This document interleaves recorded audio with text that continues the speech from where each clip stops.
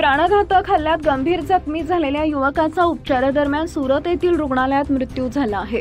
जखमी जयेश राजू भिल यांच्या मृत्यूची वार्ता काल सायंकाळी नंदुरबार शहरात येताच शहरात तणाव निर्माण झाला।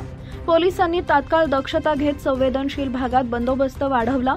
दरम्यान याबाबत दोघांविरुद्ध नंदुरबार उपनगर पोलीस ठाण्यात गुन्हा दाखल करण्यात आला। काल रात्री 8 वाजेपासून नंदुरबार शहरातील व्यापाऱ्यांनी दुकानं बंद केल्याने सर्वत्र शुकशुकाट पसरला। दरम्यान संतप्त गटाने संशयितांच्या घराची नासधूस केली। याबाबत 9 ते 10 जणांविरुद्ध नंदुरबार शहर पोलीस ठाण्यात गुन्हा दाखल करण्यात आला आहे।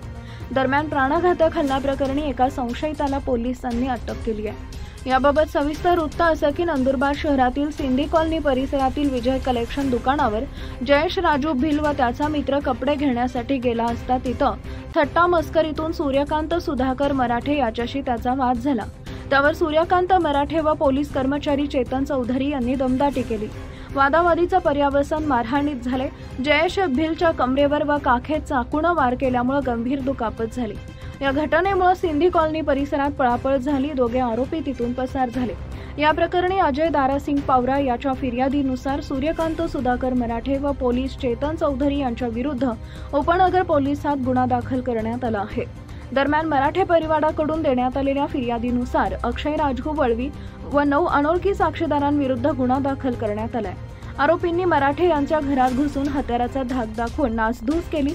तसेच सोन्याची मंगळपोत व चैन लंपास करून महिलेला धक्काबुक्की केली असं नमूद केलं आहे। महिलेच्या बोटावर चाकूने वार करून दुखापत केल्याचंही म्हटलंय। पोलीस उपअधीक्षक संजय महाजन तसेच सहाय्यक पोलीस निरीक्षक विनोद कुमार गोसावी पुढील तपास करत आहेत। दरम्यान काल सायंकाळी जखमी जयेश भिल याचे सुरत येथील रुग्णालयात उपचारादरम्यान निधन झाल्याचं वृत्त शहरात पसरले। त्यानंतर शहरातील व्यापाऱ्यांनी आज दिनांक 18 सप्टेंबर 2025 रोजी सकाळपासून खबरदारी बाळगत आपले व्यवसाय बंद ठेवल्याचं दिसून आले।